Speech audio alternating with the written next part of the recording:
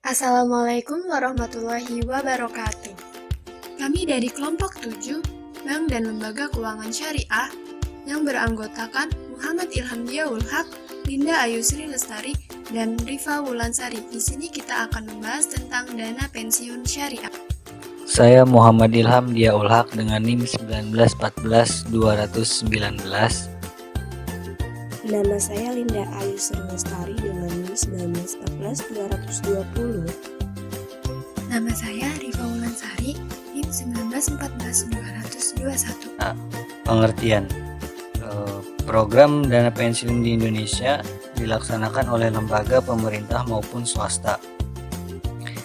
Nah, pelaksanaan dana pensiun pemerintah di Indonesia itu antara lain Jamsostek, yaitu suatu program kontribusi tetap wajib untuk karyawan swasta dan BUMN di bawah Departemen Tenaga Kerja dan Transmigrasi. Terus ada juga Taspen, yaitu tabungan pensiun pegawai negeri sipil dan program pensiun swasta yang ditanggung-jawabi oleh Departemen Keuangan. Dan yang ketiga ada Asabri, yaitu dana pensiun angkatan bersenjata yang berada di bawah Departemen Pertahanan.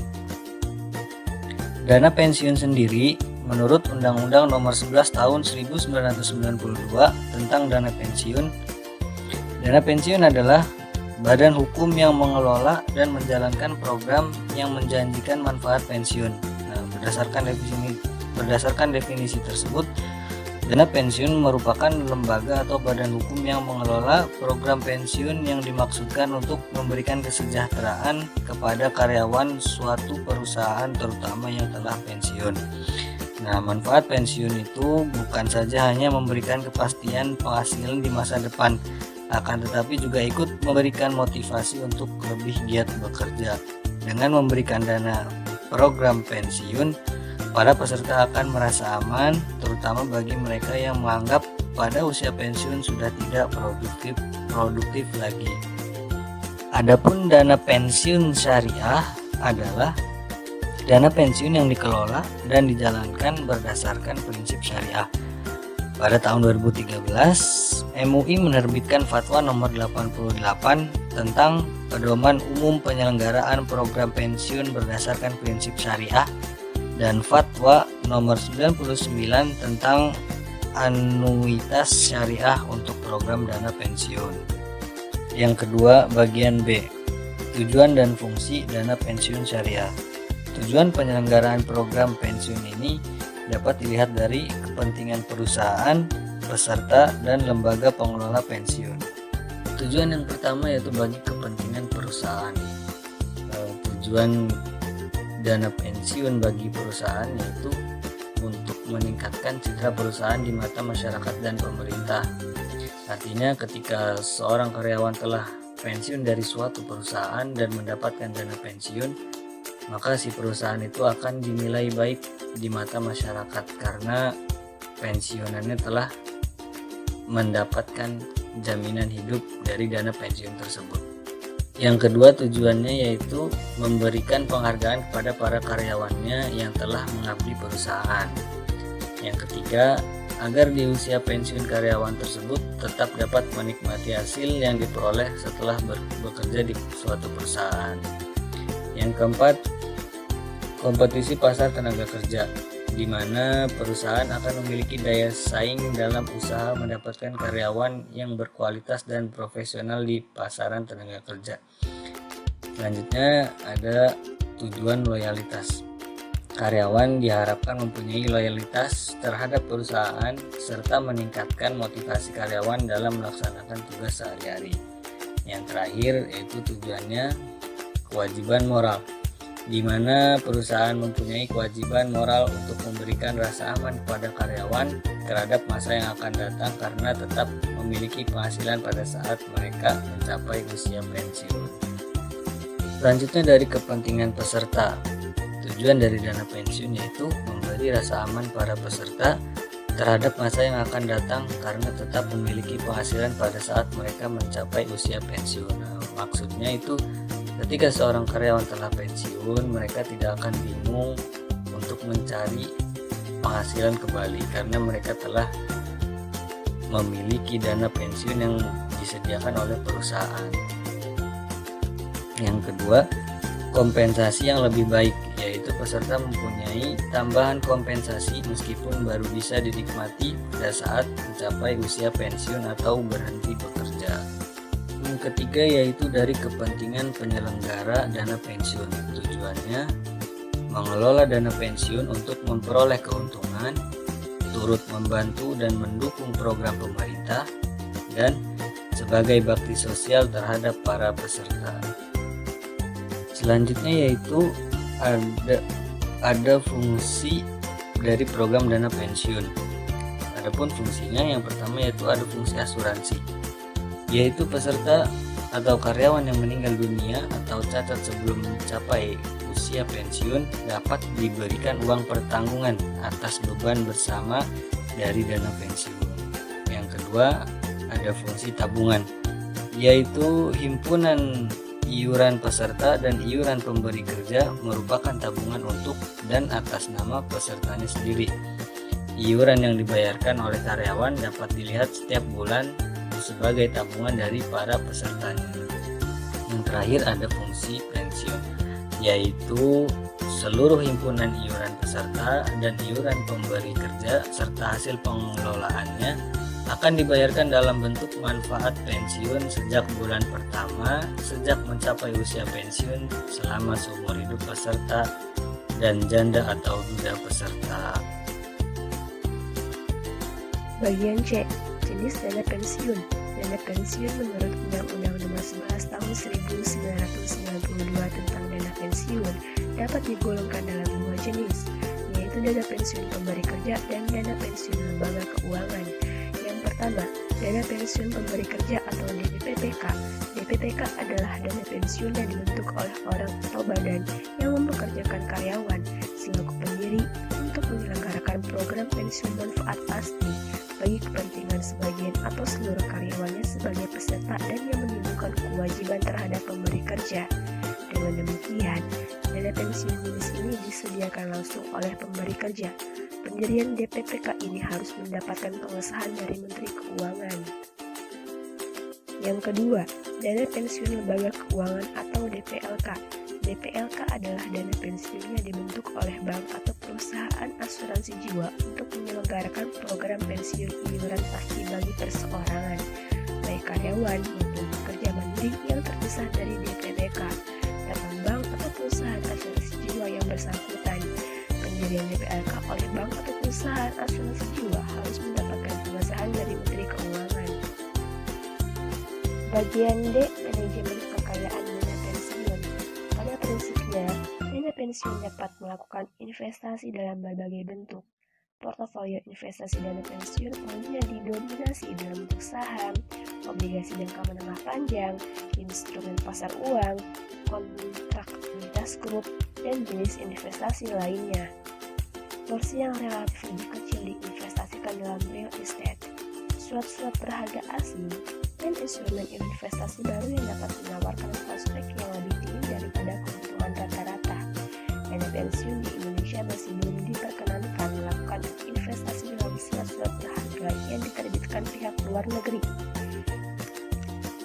Menurut Peraturan Menteri Keuangan Nomor 199/PMK/10/2008 tentang investasi dana pensiun, dapat melakukan investasi dananya pada surat berharga negara, tabungan pada bank, deposito berjangka pada bank, deposito on-call pada bank, sertifikat deposito pada bank, sertifikat Bank Indonesia, saham yang tercatat di Bursa Efek di Indonesia, obligasi yang tercatat di Bursa Efek di Indonesia, sukuk yang tercatat di Bursa Efek di Indonesia, unit penyertaan reksadana, efek beragun aset dari kontrak investasi kolektif efek beragun aset, unit penyertaan dana investasi real estate berbentuk kontrak investasi kolektif, kontrak opsi saham yang tercatat di Bursa Efek di Indonesia, penempatan langsung pada saham, tanah di Indonesia, dan bangunan di Indonesia.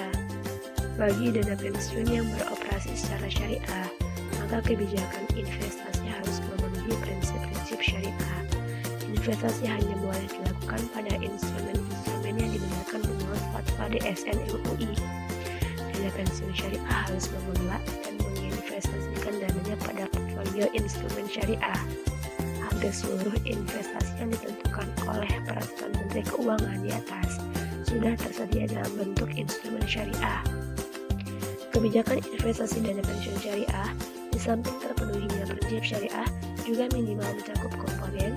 Yang pertama, tingkat keuntungan atau rate of return yang dapat dilakukan dengan berbagai cara, antara lain dengan memaksimalkan keuntungan dengan memperhatikan keamanan dana dan kebutuhan likuiditas.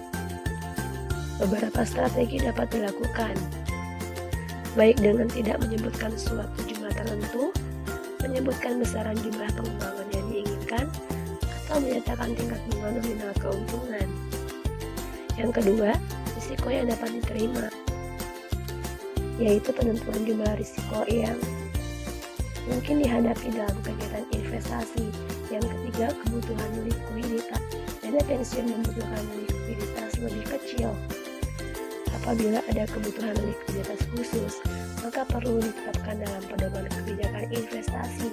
Yang keempat, diversifikasi yang merupakan metode untuk mencapai tingkat keuntungan yang diinginkan, menjaga berkurangnya dana dari risiko investasi, dan memenuhi kebutuhan likuiditas.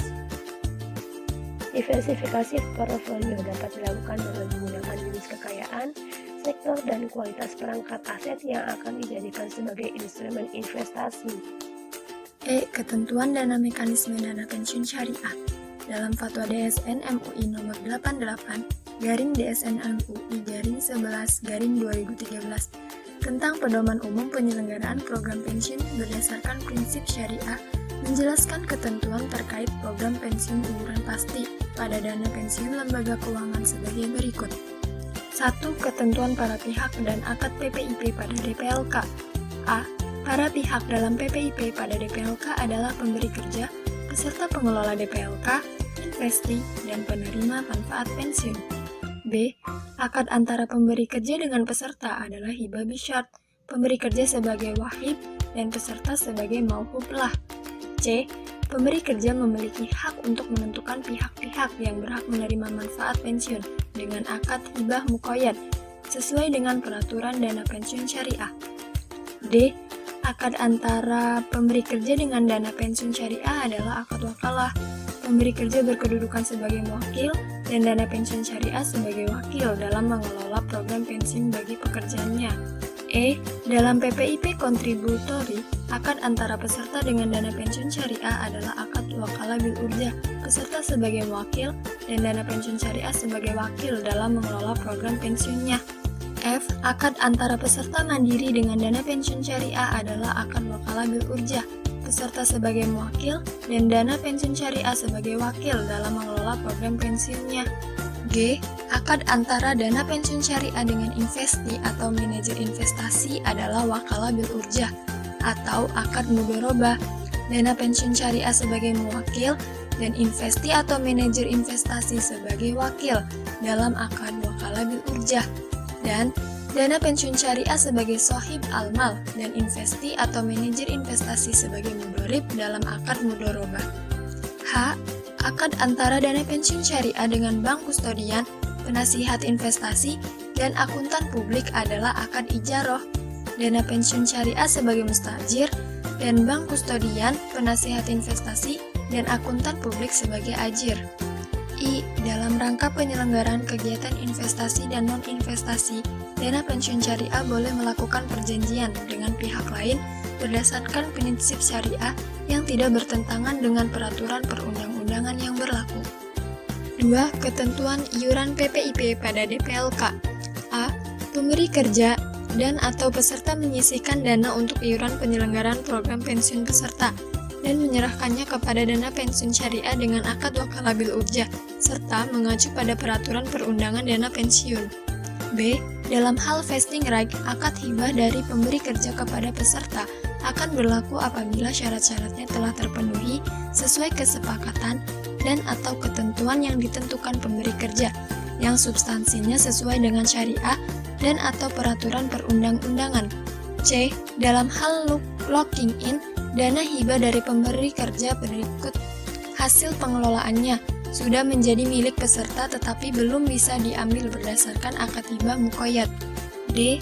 Peserta berhak menarik dana miliknya dari dana pensiun syariah dan dana pensiun syariah wajib menunaikannya pada saat peserta yang bersangkutan mencapai usia pensiun yang ditetapkan dalam peraturan dana pensiun. E. Apabila peserta meninggal dunia, maka manfaat pensiun diberikan kepada pihak yang ditunjuk dengan syarat tidak bertentangan dengan prinsip syariah. 3. Ketentuan pengelolaan kekayaan peserta PPIP pada DPLK. A. Pengelolaan kekayaan harus didasarkan pada prinsip kehati-hatian, profesionalisme, dan memenuhi prinsip syariah. B. Iuran yang diterima dana pensiun syariah harus diinvestasikan sesuai dengan prinsip syariah. C. Kegiatan investasi menggunakan akad yang berlaku sesuai dengan prinsip syariah. D. Pengelola DPLK syariah berhak memperoleh imbalan atau ujrah atas pengelolaan dana berdasarkan akad wakalah bil urjah. 4. Ketentuan manfaat pensiun PPIP pada DPLK. A. Iuran peserta dan atau dana hibah dari pemberi kerja yang dikelola dana pensiun syariah beserta hasil investasinya menjadi milik peserta apabila telah dipenuhi persyaratan yang ditentukan pemberi kerja dan atau disepakati dalam perjanjian yang tidak bertentangan dengan syariah dan peraturan perundang-undangan. B. Serah terima manfaat pensiun harus didasarkan pada kesepakatan sesuai prinsip syariah dan tidak bertentangan dengan peraturan perundang-undangan yang berlaku. F. Kebijakan dan kendala pengembangan dana pensiun syariah. Dalam Roadmap Lembaga Keuangan Non-Bank 2015-2019, OJK menetapkan 3 strategi pembangunan untuk industri dana pensiun syariah. Strategi tersebut adalah 1. Akselerasi pembentukan kelembagaan dana pensiun syariah. 2. Mengembangkan pengawasan berbasis risiko secara bertahap. 3. Mengembangkan sistem pelaporan dan monitoring yang mendukung penerapan early warning system. Dana pensiun syariah memiliki potensi besar untuk berkembang di Indonesia dengan sejumlah alasan. 1. Masih sedikit sekali proporsi masyarakat yang mau mengikuti program dana pensiun. 2. Dengan berkembangnya lembaga keuangan dan bisnis syariah, tentunya SDM yang bekerja dalam institusi tersebut menjadi pasar khusus yang jelas bagi dana pensiun syariah. 3. Rasa percaya, rasa memiliki, dan kesadaran masyarakat terhadap pentingnya industri keuangan dan bisnis syariah yang terus-menerus membaik akan menjadi modal dasar yang penting untuk memperbesar konsumen dan nasabah yang loyal, terutama bagi dana pensiun syariah. Harus diakui bahwa perkembangan dana pensiun syariah relatif tertinggal bila dibandingkan dengan industri keuangan syariah yang lain. Hal ini terjadi diantaranya disebabkan minimnya dukungan strategi dan regulasi. Hal ini dapat terlihat dalam beberapa hal. 1. Dalam konteks strategi pengembangan industri. Dana pensiun syariah memang sudah mulai disentuh dalam roadmap Lembaga Keuangan Non-Bank 2015-2019. Namun karena pasar yang masih minim, strategi pengembangan masih pada tahap awal pengembangan. 2. Dalam konteks regulasi. Jika perbankan, asuransi, obligasi, dan reksadana syariah sudah banyak memiliki peraturan dan juga dukungan fatwa DSN MUI, saat ini sudah ada fatwa DSN MUI tentang dana pensiun syariah. Namun, regulasi sebagai kerangka operasional dana pensiun syariah masih dapat proses di OJK. 3. Ketentuan investasi dalam Undang-Undang Nomor 11 1992 tentang dana pensiun. Selama ini, dana pensiun lembaga keuangan syariah mengeluhkan tentang produk investasi terikat atau mudharabah muqayyad atau restricted investment yang berpotensi besar tidak dapat dimasuki oleh DPLK syariah. Produk mudharabah muqayyad adalah merupakan produk bank syariah berupa investasi di bidang properti atau infrastruktur dengan nilai proyek yang sangat besar. Selama ini, bank syariah kesulitan membiayai proyek tersebut karena terbentur dengan batas maksimum pemberi kredit (BMPK). Hal ini menjadi peluang investasi yang menarik bagi DPLK syariah. Jika dana pensiun syariah masuk, berpotensi mendapat bagi hasil mencapai 20-30% dari return investasi jenis ini. Demikian presentasi kita kali ini. Semoga apa yang kita bawakan dapat dimengerti oleh kawan-kawan. Kurang dan lebihnya kami mohon maaf. Wabillahi taufiq wal hidayah. Wassalamualaikum warahmatullahi wabarakatuh.